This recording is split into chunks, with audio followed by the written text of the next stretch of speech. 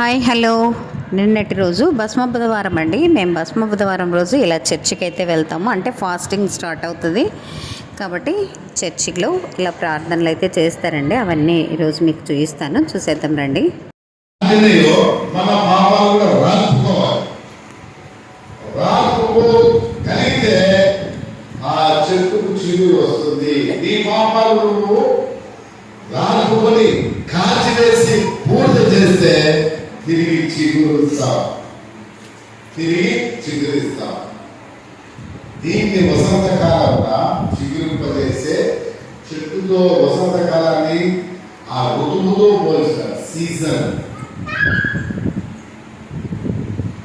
చిగురించినటువంటి ఆ యొక్క మట్టలు ఎట్లా ఎండిపోయినాయో మనము స్వంత రక్షకుడిగా అంగీకరించి చిగురించిన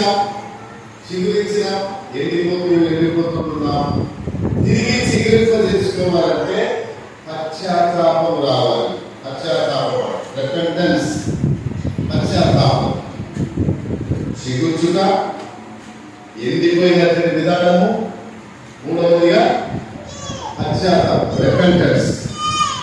ఈ పశ్చాత్తాపము వస్తే, పశ్చాత్తాపం పడితే ఎండిపోయినట్టుగా జీవితాన్ని చిగురుకు చేసుకోగలుగుతాం. తిరిగి మచ్చలాది వరకు ఆ చిగురించిన మచ్చలను చేత పట్టుకోగలుగుతాం. మన ఆత్మీయ జీవితానికి ఈ లెక్టేస్ ఎంతో ఉపయోగం. ఒక అవకాశం, ఎంత అవకాశం అంటే ఈ అవకాశం సంవత్సరం మనకు 40 రోజులు ఉపవాస దినాలు రావడం వలన మన జీవితాన్ని మనము తిరిగి వెలిగించుకుంటాం. గొంగలి పురుగుగానే ఉంటే అసహ్యమే. అందుకని ఎక్కడ వేసిన గొంగలి అక్కడే జిడ్డు. గొంగలి పురుగుగా ఉన్నప్పుడు దాని యొక్క దశ జిడ్డుగా ఉంటుంది, చూడడానికి అసహ్యంగా ఉంటుంది గొంగలి పురుగు. ఆ గొంగలి పురుగు తిరిగి పరిపక్వత చెంది సీతాకోక చిలక అయితే ఆ సీతాకోక చిలక ఎంత అందంగా, ఎంత సౌందర్యంగా ఆ సీతాకోక చిలకను మనం చూడగలుగుతాం. ఈ యొక్క పురుగులలో అందమైనటువంటి పురుగు ఏది అంటే ఒక సీతాకోక చిలకే. నువ్వు గొంగలి పురుగు లాగానే ఉండకూడదు, ఎండిపోయినటువంటి మట్టలలాగానే ఉండిపోకూడదు. చిగురింపజేసుకోవాలంటే రిపెంటెన్స్, పశ్చాత్తాపపడాలి. ఈ 40 రోజుల దేవుడు నీకు ఇచ్చిన అవకాశం జాగ్రత్త. గొంగలి పురుగు లాగానే ఉండకూడదు, సీతాకోక చిలుకగా అందముగా ఉండడానికి ప్రయత్నించాలి. ఆకులు ఎన్నుట అగులగలిగిన చెట్టు లాగానే ఉండకూడదు. ఆ చెట్టు ఆకులు రాగి వసంతకాలంలో తిరిగి చిగురింపబడినట్లుగా చిగురింపబడితేనే ఆ చెట్టు అందము, సౌందర్యం. ఆ బొడ్డు, ఆ వనములో ఆ పుష్పాలను చూసినప్పుడు ఎంత అందంగా కనిపిస్తారు. అంత అందంగా ఒక మల్లె చెట్టు రామేశ్వరం, పెద్ద పెద్ద మల్లెపూలుగా మల్లెపూలు. ఆ మల్లెపూలు కాసిన తర్వాత, పూసుకున్న తర్వాత మిగతా రోజులలో బల్లల్లాగా ఉంటుంది, ఎండిపోయిన బల్లల్లాగా ఉంటాయి. ఇది ఎంత చెట్టు ఎండిపోయింది, పొట్టెల సంబంధించిన చెట్టులో ఉంటుంది. అసహ్యంగా ఎట్లుంటుంది మల్లెపూలు. ఏంటిది ఎండిపోయిన బల్ల, అంత బల్లలు ఎండిపోయింది చెట్టు. పొట్టెల చెట్టు వల్ల అయితే గిడ్డి ముందా అనిపించారు. ఆ మల్లె చెట్టు 10 రోజులు ముందు వసంతం రాని, వర్షం రాని, నా మీద పడని, అలా చిగురిస్తారు. అలా చిగురించినప్పుడు దాని సువాసన, దాని అందము ఆ చుట్టుపక్కల అంత వ్యాపిస్తా ఉంటుంది. మల్లె చెట్టుకున్నటువంటి ఆ పూల వాసన బర్రలాగా ఎండిపోయిన చెట్టును చూసి అసహించుకునేలాగా మన జీవితం ఉండకూడదు. మారాలి, చిగురింపు తెలుసుకోవాలి. వంగలి పొరలాగా ఉండకూడదు. ఆ దశలో నుండి మారాలి. చీతాకోక చిలకలాగా మారి అందముగా సౌందర్యంగా కనపడాలి మన ముఖాలు, మన జీవితాలు.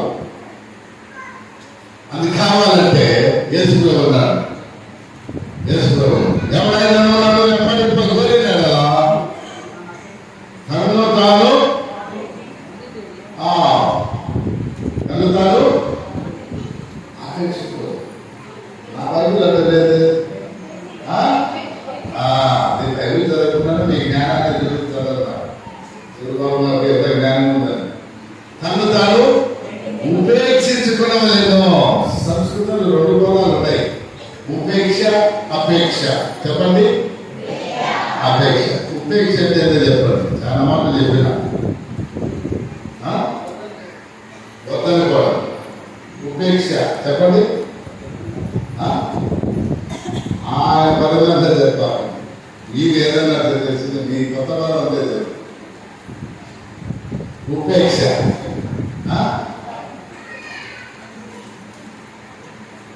తనను తాను తిరస్కరించుకోవడం. నేను కాదనుకోవడం. నేను కాదనుకోవడం.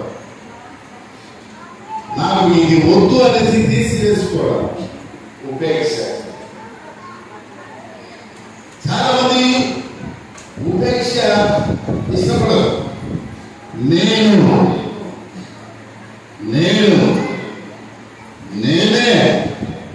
నేను వస్తేనే, నేను మాట్లాడితేనే, నేను చెబితేనే, నేను ఉంటేనే, నేను నా అనే పదము దేనికి చూసారా? దేనికి చూసారా? వెనకమ్మా గట్టి చెప్పారు. నేనేమనుకోను, అది నీకుందని నేను మిమ్మల్ని అడగడం సార్. నేను నా అనే పదం ఉపయోగించున్నామంటే దేనికి చూసారు? అది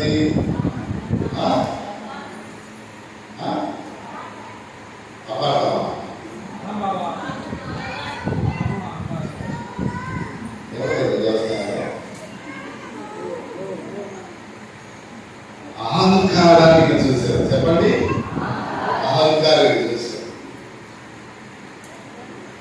అహంకారం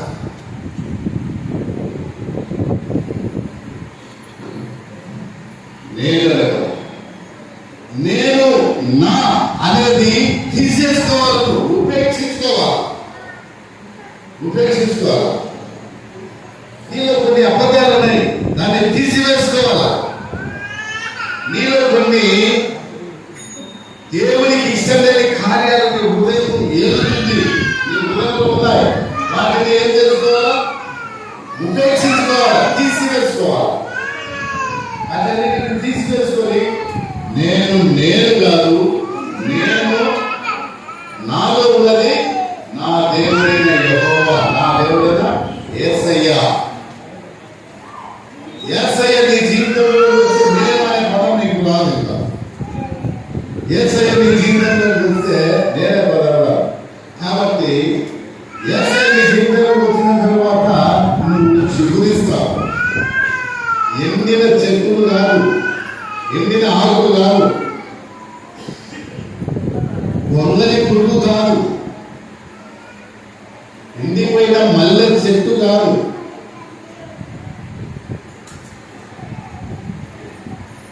నేను చిగురింప తెలుసుకోవాలంటే ఈ మట్టల ఆదివారం రోజు నుండి ఇంతవరకు నీ మట్టలు ఎండిపోయినాయంటే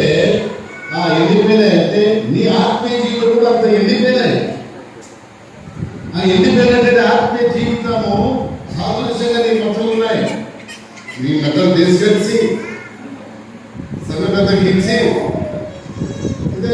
కాల్చి బూడిదేసి ఆ బూడిద నా మొసలు సెలవు వేసుకోవాలా, శిలవలు ప్రతిష్ఠించుకోవాలి నా శరీరం మందు అని చెప్పి నువ్వు మట్ట తీసుకొచ్చి ఉండాలి. మట్ట తెచ్చినారా?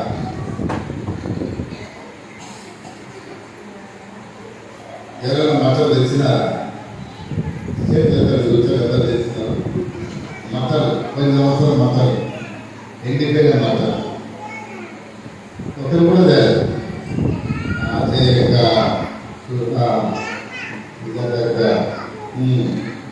ఇంకా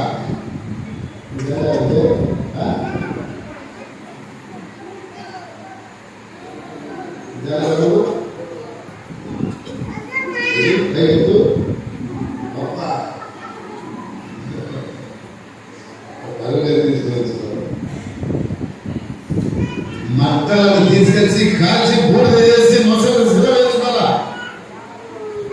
అట్లా మన యొక్క పాపాలను కాల్చి బూడిద చేసి దేవుని యొక్క శిలువ మన హృదయంలోనికి రావాలి. అది రెపెంటెన్స్, పశ్చాత్తాపం. అప్పుడు నువ్వు గొంగలి కొరకు దశ నుండి యొక్క సీతకొక చిలుక యొక్క దశకి వెళ్తావు. అందముగా సౌందర్యంగా ఉంటావు. ఎండిన జీవితం కాదు. పాట పాడదాం, అందరూ చప్పుడు కొట్టాలి, అందరు గట్టిగా పాడాలి. పాట పాడేప్పుడు చప్పట్లు ముందుగా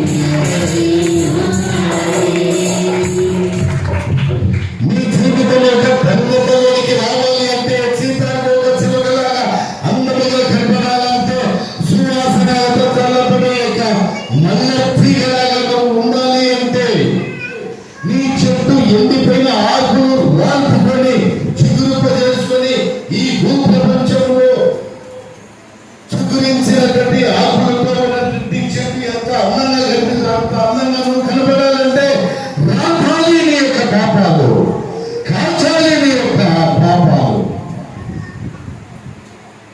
పూర్తి చేయాలి. పూర్తి చేసి మసూద శిలా పూర్తి చేయాలి. అందుకు ఈ యొక్క భస్మ బుధవారం ఉపేక్ష తీసివేసిన నమ్మకం నేను కాదు, నేను యేసయ్య నా జీవితంలో ఉన్నాడు. యేసయ్య నా జీవితం, యేసయ్య నా జీవితం చెప్పగలగాలి. నాకు సినిమాలు అంటే భలే పిచ్చి. ఇప్పుడు కాదు, పూర్వకాలం ప్రభుని అంగీకరించాను.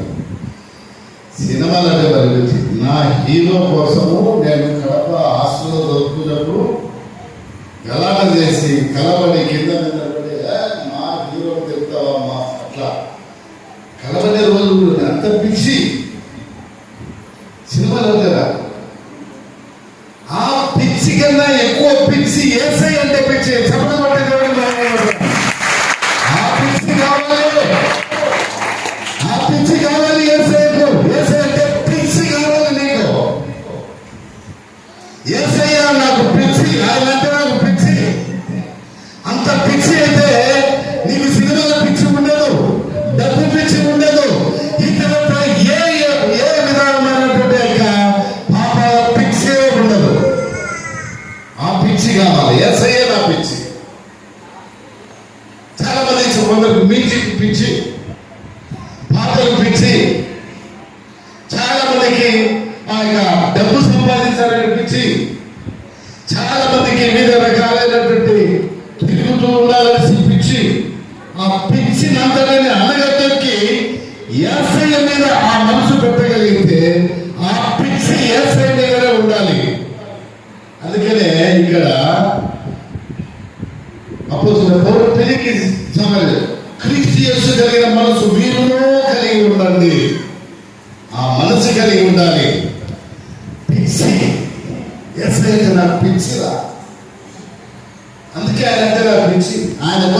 ఏమైనా చేయగలరు. ప్రేయర్ అంతా అయిపోయాక ఇలా ఉపవాస దినాలు స్టార్ట్ అవుతాయి కాబట్టి మాకు ఖర్జూరపు మట్టల్ని కాల్చేసి నుదురికి ఇలా సిలువ గుర్తులు అయితే వేస్తారండి.